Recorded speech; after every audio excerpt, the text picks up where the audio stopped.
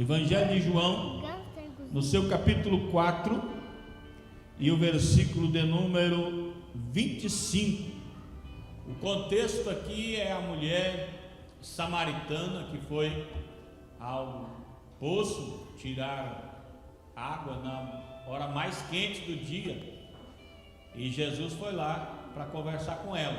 Jesus foi lá exatamente por causa dela. E quando ela está lá, Jesus disse para ela: me dá um copo de água. E a mulher esbraveja. A mulher fala: mas como que, sendo tu judeu e eu samaritana, tu me pede água para beber? Aí Jesus disse para ela: se tu soubesse quem está te pedindo água, tu é que pediria e ele lhe daria água viva. A mulher fez de conta que não entendeu o que ele disse e disse assim: o senhor, como é que o senhor vai tirar água? O poço é fundo. O poço é fundo, eu não estou vendo o senhor com balde, com caneca, com nada. Como é que o senhor vai tirar água? Então, nesse contexto todo que ela está falando com Jesus, Jesus fala para ela assim: faz o seguinte, vai lá e chama teu marido. Aí ela disse: não, eu não tenho marido. Falou: agora você falou a verdade, porque você já teve 4, teve 5, né? 5 maridos, e o que você tem não é teu. Ah, veja que o senhor é profeta. A intimidade da conversa vai melhorando. Quando ela começou a conversar com Jesus, ela conversou de um tom bem ruim, mas aqui a conversa vai melhorando, porque ela vai vendo que Jesus não é qualquer um. E aqui no versículo 25, a mulher disse assim: olha, eu sei que o Messias, chamado Cristo, vem. Eu sei que o Messias vem, e quando ele vier, nos anunciará tudo. Eu sei que o Messias vem, e quando ele vier, ele vai nos explicar tudo. Podemos assentar. Glória a Deus. Nós vamos observar algumas coisas muito importantes aqui nesse diálogo dessa mulher com Jesus. Observe que essa mulher, ela não era judia, ela era samaritana. Mas mesmo sendo samaritana, ela demonstra conhecimento das Escrituras. Ela mostra que tinha conhecimento das leis, das promessas, das profecias de Deus para o tempo do fim, para os próximos tempos. Porque ela diz: eu sei que o Messias virá, há uma promessa, ele vai vir, e quando ele vier, então ele vai esclarecer tudo. Por que ela está dizendo vai esclarecer tudo? Porque antes dessa fala, ela disse para Jesus assim: vocês dizem que tem que adorar no templo, mas nós estamos adorando aqui no monte. Aqui se diz que tem que adorar no monte, mas os judeus dizem que devem adorar no templo. E qual que é o lugar certo de se adorar? Jesus disse: a hora vem, e agora em que os verdadeiros adoradores adorarão o Pai em espírito e verdade. Olha o tanto de coisa que Jesus já falou para ela. A cabeça da mulher está com já está com nó na cabeça, tanta coisa que ela ouviu. Aí ela fala isso: eu sei que quando Cristo vier, então ele vai esclarecer, ele vai trazer a explicação, a verdade vai ser chegada. Nós podemos observar que essa mulher, mesmo sendo samaritana, mesmo tendo uma vida bem estranha, porque já teve vários maridos, ela adora a Deus, ela espera em Deus. E é por demais importante isso, porque a esperança, ela não é só para aqueles que têm a vida bem ajustada. A esperança não é só para pessoas que têm a vida certinha, que começou certo, está caminhando certo. A esperança, ela está disponível para todas as pessoas que quiserem ter esperança. A esperança, ela está aberta a todos. Há quem tenha uma vida praticamente equilibrada, mas não tem certeza do amanhã. Não tem. Ele vive sorrindo até que a sua consciência lhe diz: e amanhã? Aí ele quase cai de costas, porque ele não tem certeza do amanhã. Ele não sabe do amanhã. E chega a ser assustador que um crente, às vezes, que não tem estabilidade em nada, parece que deu tudo errado, parece que a vida é nossa, é só sofrer, mas quando você diz do amanhã, ele diz: ufa, eu posso crer no amanhã. Ele vive, porque ele vive, eu posso crer no amanhã, eu tenho certeza do amanhã, graças a Deus pelo amanhã. Ele pode estar vivendo uma vida de dificuldade, de complicações aqui, mas o amanhã para ele não é incerto. Amanhã ele tem certeza. O meu amanhã é em Deus, o meu amanhã é com o Senhor. Uma vida perfeita está no Salmo 23. Salmo 23 diz: o Senhor é meu pastor, e posto que Ele é o meu pastor, nada eu tenho falta. O que me faltaria? O que me faltaria? Ele é o meu pastor, Ele cuida de mim. Ele é que me conduz a águas tranquilas. Ele é que me leva a pastos verdejantes. Olha, se eu passar pelo vale da sombra da morte, ando tranquilo, passo sorrindo. Por quê? Porque Ele está comigo. Ele está comigo, Ele não se alonga de mim. Ainda que eu esteja na presença dos meus inimigos, não estou nem preocupado, porque Ele está comigo. Ele me unge a cabeça, o meu cálice transborda, eu prospero na frente dos meus inimigos. E ainda mais, Ele termina dizendo: certamente, convicção, a bondade do Senhor me seguirá todos os dias, e habitarei para sempre com o Senhor. Olha que perfeição de vida, irmão. Fantástico, tremendo. Porque o futuro, existe uma fala popular que diz: não importa como que você começa, o que importa é como você termina. E isso é importante também na vida cristã. Às vezes o crente começa tropicando, fala umas bobagens, apanha, tá, mas termina na glória, maravilha. O que não pode acontecer é começar bem. Nossa, mas aquele irmão é uma bênção, desde o dia que se converteu não tem crente igual ele, mas dali uns dias desvia, vai para o pecado e termina no lago de fogo. Credo, não quero isso para mim, não quero. Quero começar devagar, ir caminhando devagarinho e chegar na eternidade, ao lado de Deus, para sempre. Amém. Essa é a esperança. Essa mulher, ela tinha conhecimento da promessa do Messias. Ela sabia que o Messias viria. Ela também sabia que quando o Messias viesse, ele traria a verdade, a clareza, a direção, e traria salvação. Essas coisas estavam impregnadas na cabeça dela. Ela sabia: um dia o Messias vai vir, e quando ele vier, todas essas dúvidas serão sanadas. Também outra coisa, o seu coração estava ansioso, ela estava esperançosa, ela realmente queria que Jesus viesse, que esse Messias viesse. Ela queria, ela ansiava por isso.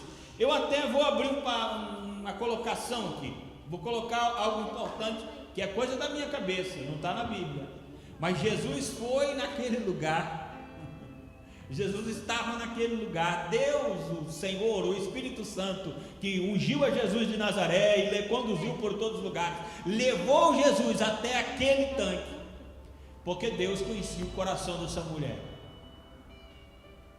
Samaria era cheia de pessoas, tinha muita gente naquele lugar, mas tinha essa samaritana lá.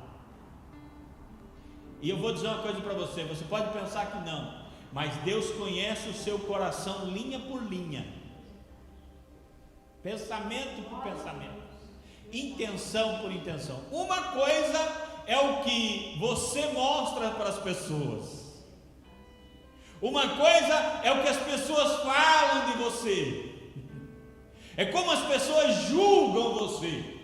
Outra coisa bem diferente é o que Deus vê lá dentro de você.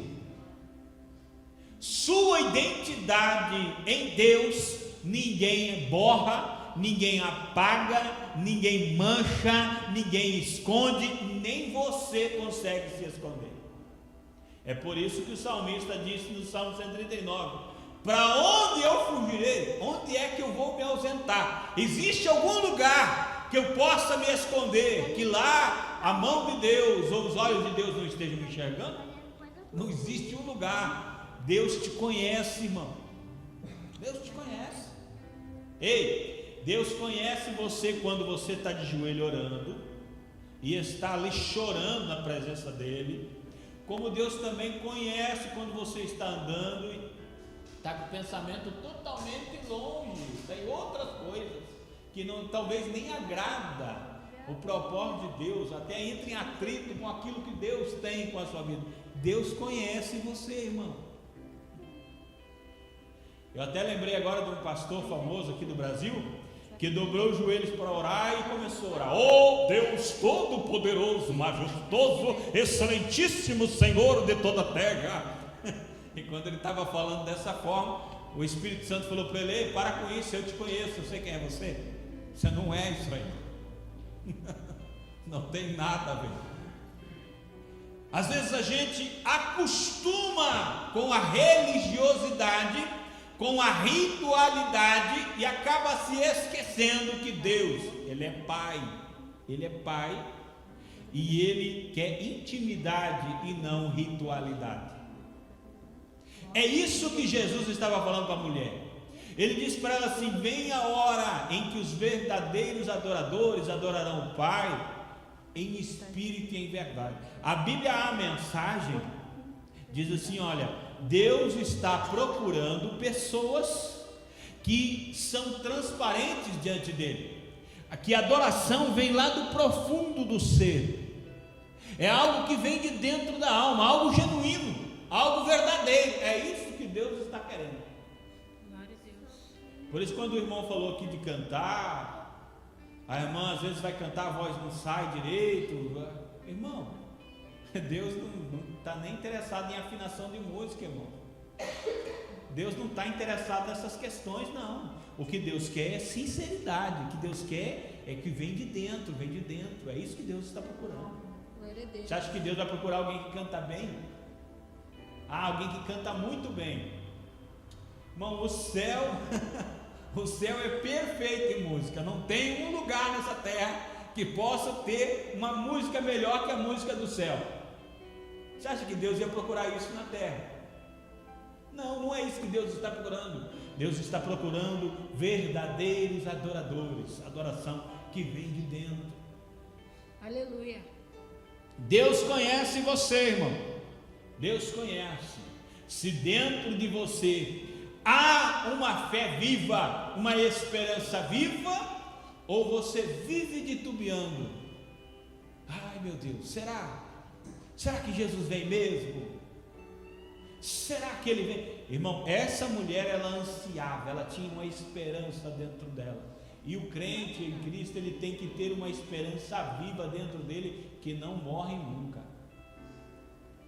Escute, 3 coisas não podem nunca acabar: a fé, a esperança e o amor. O resto pode tudo ir embora, mas a fé, a esperança e o amor devem permanecer. Você pode perder tudo, mas não pode perder a fé, a esperança e o amor. É isso que vai te manter. São as colunas da sua vida cristã na terra. Se tu perder um desses 3, tu perdeu a cristandade. Tu não deve perder a fé, a esperança e o amor. Glória a Deus. Deus pode alcançar qualquer pessoa, mesmo aquelas que o mundo despreza. Mesmo ela sendo desprezada, Deus enviou Jesus naquele poço para falar com ela, e através dela Deus alcançou a cidade. Observe, a mulher, talvez a mulher mais quebrada da cidade. Preste bem atenção no que eu vou dizer. talvez a mulher de mais testemunho imoral daquela cidade. Eu não sei se haviam outras lá que já tiveram 5 maridos, eu não sei. Eu só sei que essa era a única que ia naquele horário, na hora do maior calor do dia, para tirar água, para que as pessoas não vissem ela. Porque se ela fosse normal, tivesse uma vida natural, normal igual as outras, ela iria no horário em que o sol não era tão quente. Mas ela foi na hora mais quente, porque nessa hora ela não seria incomodada. Eu não sei se haviam outras na mesma situação que ela, eu só sei que ela era a pessoa de muita imoralidade, de uma vida bem quebrada, bem destruída, mas por causa dela, a cidade ouviu o Messias.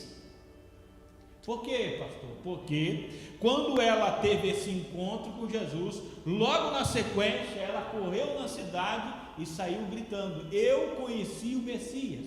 O Messias está lá no poço, o Messias está lá, e as pessoas foram. Se você ler o capítulo 4 inteiro, lá no final, as pessoas, uma grande multidão de pessoas vieram e ouviram e creram em Jesus, e disseram a ela assim: já não é pelo que você falou, é pelo que nós ouvimos e vimos que nós estamos crendo.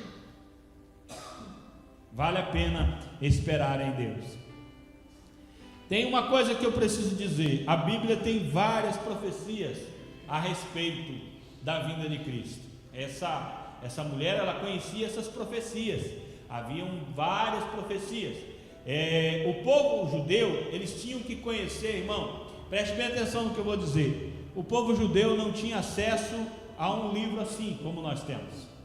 Não. Você é um privilegiado e nem sabe, irmão. O povo não tinha uma Bíblia com todos os livros canônicos lá que eles pudessem, não era assim que funcionava. O povo judeu, eles tinham a Torá. O que era a Torá? A Torá eram os 5 livros de Moisés: Gênesis, Êxodo, Levítico, Números e Deuteronômio. Esse era a lei. Esse livro, ele era lido frequentemente, e quem tinha acesso lia com toda a paixão e amor, e era lido para que as pessoas pudessem observar essa leitura. E no tempo de Jesus, esse livro, a Torá, era lido na sinagoga. Haviam pessoas especiais para lerem as escrituras, as leis, a Torá. Esse é o conjunto, 5 livros. Depois dos 5 livros, aí vem a história dos reis, o livro de Josué, o livro dos Juízes, o livro do profeta Samuel. Só que esses livros, nem todo mundo tinha acesso. Nem todo mundo tinha acesso a esse livro, e não era tão assim explanado que cada um poderia conhecer. E então tinha os profetas, como no caso, um grande profeta que eles consultavam muito, Isaías, outro profeta que era muito lido, Jeremias. Esses profetas, cada profeta tinha um pergaminho.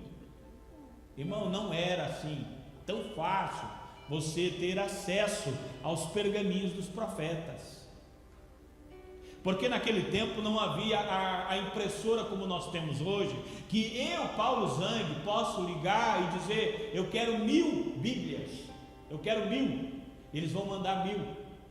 Se eu falar assim: olha, eu tenho dinheiro para pagar, eu quero 1 milhão de Bíblias, eles vão pedir um prazo e vão confeccionar 1 milhão de Bíblias. E 1 milhão de Bíblias eu posso colocar até a minha foto na capa, se eu quiser. 1000 Bíblias já dá. Irmão, não é esse tempo. Naquele tempo não era assim. Naquele tempo tinha o escriba, e o escriba, ele tinha que pegar um livro, aqui um pergaminho, abrir aquele pergaminho e com uma caneta transcrever para o outro lado tudo que estava escrito aqui. Ele ia copiar tudo novamente. Então, para ter acesso a um pergaminho de um profeta, não era assim tão fácil. E era muito caro se alguém quisesse uma cópia de um pergaminho. Mas essa mulher conhecia as profecias, irmão. Algumas profecias na Bíblia. Lá em Isaías capítulo 7, versículo 14, diz que ele nasceria de uma virgem. Isaías capítulo 9, versículo 6 e 7 diz: um menino nos nasceu, um filho se nos deu, e o seu nome será Maravilhoso, Conselheiro, Deus Forte, Pai da Eternidade, Príncipe da Paz. Profecias na Bíblia. Lá no livro do profeta Miqueias, já é outro pergaminho, está escrito que ele nasceria em Belém. No livro dos Salmos, que era o inário deles, diz que ele iria ensinar por parábolas. No livro do profeta Zacarias, fala sobre a sua entrada triunfal, e assim por diante. Existem inúmeras profecias a respeito da vinda de Jesus. Nascerá o Salvador, o Messias virá. Havia essa esperança no coração dos judeus: o nosso Salvador um dia vai nascer. Só que a esperança do povo judeu, preste bem atenção no que eu vou dizer, estava em: o Messias virá, ele vai nascer e vai nos libertar do Império Romano. Quando Jesus nasceu, esta era a esperança dos judeus. Só os realmente crentes em Deus, os que realmente tinham uma esperança séria, sabiam que ele não viria para libertar do império dos judeus, dos romanos, e sim para libertar a alma do pecado. Só os que realmente tinham uma essência em Deus, uma proximidade com Deus, sabia que ele não vinha para um governo político, mas que sim, ele vinha trazer um reino eterno, que era essa a verdadeira profecia. Jesus virá para reinar, para redimir a terra por completo. Glória a Deus. Aleluia. Mas haviam crentes verdadeiros, cristãos ainda não, crentes verdadeiros. Por exemplo, Lucas capítulo 2 e versículo 29, eu vou ler aqui para os irmãos. Lucas 2, 29 a seguir, diz assim, agora, Senhor, despede-os em paz o teu servo, segundo a tua palavra, pois já os meus olhos viram a tua salvação, a qual preparaste perante a face de todos os povos, luz para iluminar as nações e para a glória do teu povo Israel. Quem está falando isso aqui é o velhinho Simeão, que Jesus, quando foi apresentado ao templo, ele pegou o bebê Jesus nas mãos e disse: agora eu posso descansar, agora eu posso dormir em paz. Por quê? Porque os meus olhos viram o Salvador. Eu pude contemplar aquele que vai redimir não só Israel, mas todas as nações. Olha, a qual tu preparaste perante a face de todos os povos. Todos os povos serão redimidos. Aleluia. Assim como Cristo, havia essa esperança que ele viria, e ele veio, ele nasceu, não é conhecido de todos aqui, ele nasceu, ele viveu entre os homens, tudo aquilo que foi profetizado a respeito dele. Bom é você ler o Evangelho de Mateus, que frequentemente está falando, até esses dias agora, eu estava com os meninos estudando a Bíblia e disse assim: olha, está vendo? Aqui está escrito assim, isso aconteceu para que se cumprisse o que fora dito pelo profeta. Isso aconteceu para que se cumprisse o que foi dito pelo profeta. No livro de Mateus, a ideia de Mateus é provar para os judeus que Jesus é o Messias. Então, frequentemente ele cita as profecias do Velho Testamento.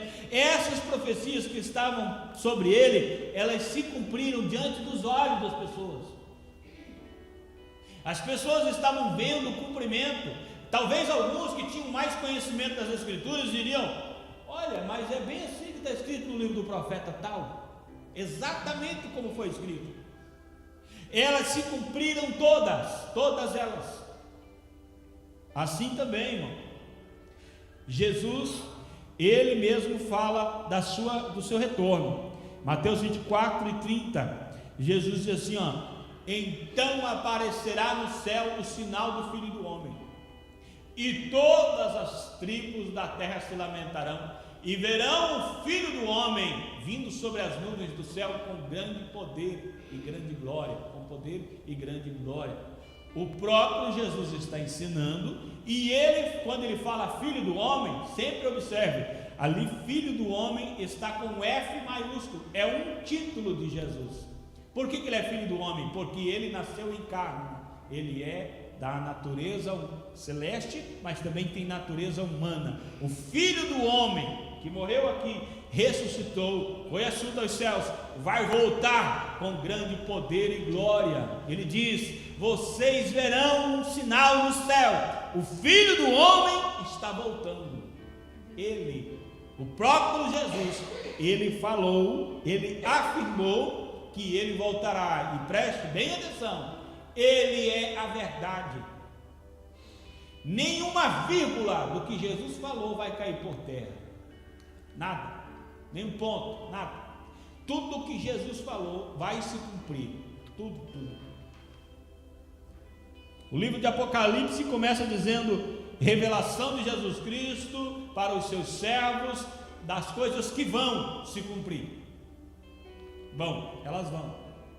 Essas coisas elas vão acontecer. Também é notório que aqueles anjos que Jesus subiu aos céus, e os discípulos estavam olhando Jesus subir, aleluia, no seu capítulo 1 de Atos, em versículo 10 e 11, diz assim, ó: e estando com os olhos fitos no céu enquanto ele subia, eis que junto dele se puseram dois homens vestidos de branco, aos quais lhes disseram: homens galileus, por que estáis olhando para o céu? Esse Jesus que dentre vós foi recebido em cima no céu, há de vir, assim como para o céu os viste ir. Não só Jesus falou que ele voltaria, mas também os anjos que apareceram aos discípulos no mesmo momento em que ele estava subindo. Eles disseram: ele vai voltar, do mesmo jeito que vocês viram ele subir, ele vai descer. Isso aqui é por demais importante. Jesus falou sobre sua segunda vinda, os anjos falaram sobre a segunda vinda.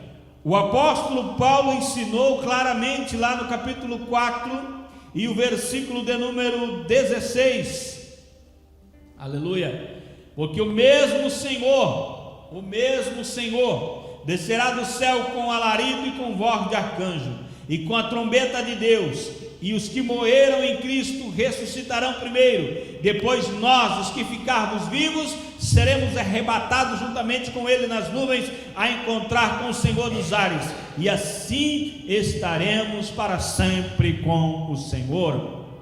Aleluia. Também Pedro, ele escreve alertando sobre a vida de santificação, quando ele diz lá no capítulo 3, versículo de número 10: mas o dia do Senhor virá como um ladrão de noite, no qual os céus passarão como um estrondo, e os elementos ardendo se desfarão, e a terra e as obras que nela há se queimarão. Jesus vem, irmão, e a sua vinda está muito próxima, muito próxima. Apocalipse capítulo de número 1 e versículo de número 7, a palavra do Senhor diz: eis que vem com as nuvens, e todo o olho o verá, até os mesmos que o traspassaram, e todas as tribos da terra se lamentarão sobre ele. Sim, amém. A igreja tem uma esperança. Aquela mulher samaritana, ela tinha uma esperança: ele virá. A igreja do Senhor Jesus tem uma esperança: ele virá. Ele virá. Aonde está a sua esperança? Se a tua esperança está nessa vida, a tua esperança é muito fraca, muito falível. Na verdade, Paulo disse que aqueles que esperam em Cristo só nesta vida, são os mais miseráveis dos homens. Por quê?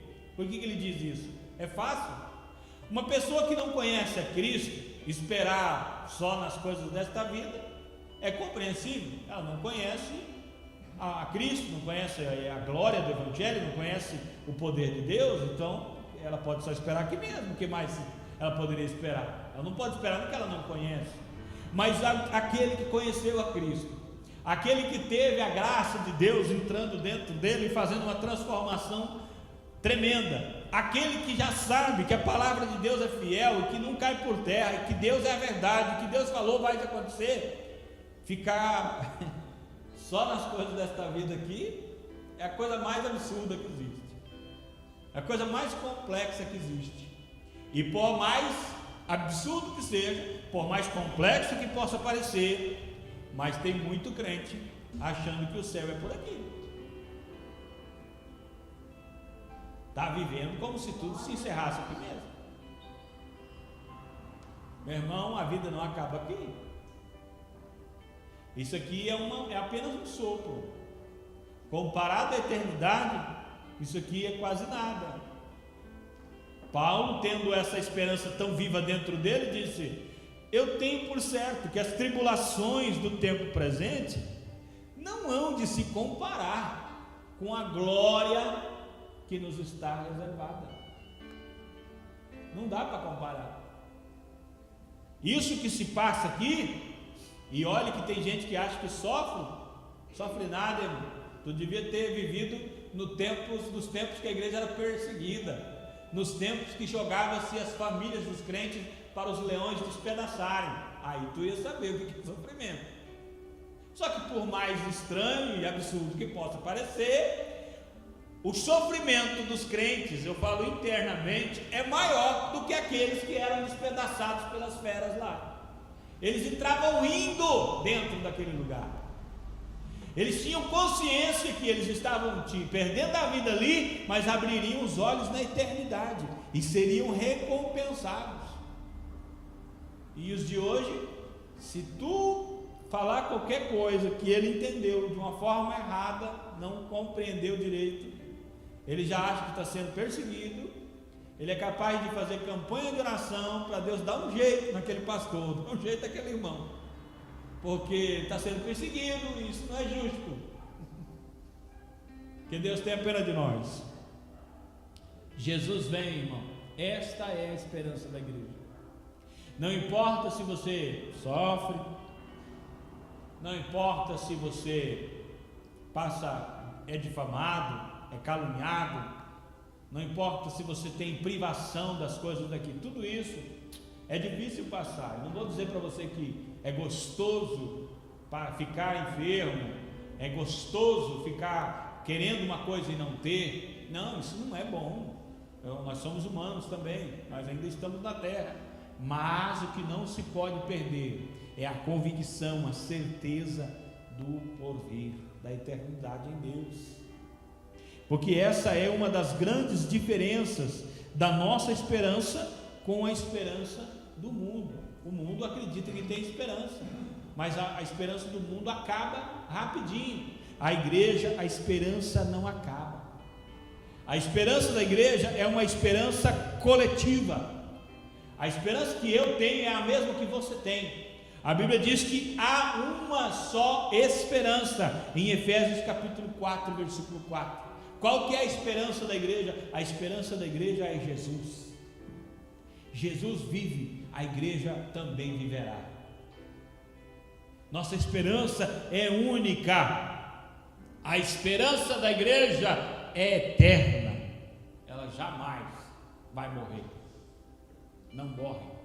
A esperança do crente, o mundo acaba, mas ele ainda continua com a sua esperança viva e intacta. Aleluia. E esse é o que confunde muitas vezes as cabeças das autoridades. Porque pessoas de grandes posses, pessoas de nome, às vezes quando estão ali para perder a sua vida, o médico já disse que não tem o que fazer, não tem dinheiro que pague, não existe recurso mais, acabou. Eles entram em desespero. eles entram em desespero e eles fazem qualquer proposta para que a medicina os salve e não tem mais jeito.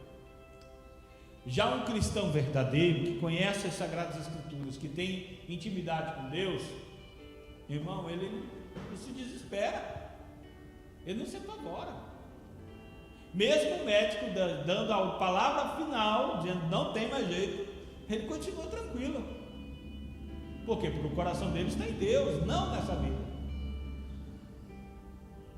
Eu até sei do testemunho do pastor João, que ele queria morrer, ele queria ir morar com Deus, mas os crentes em volta orando para Deus não recolher o João. O João ficou bravo. O pastor João disse: vocês façam-me um favor, parem de me segurar aqui, me soltem, eu quero ir para a eternidade.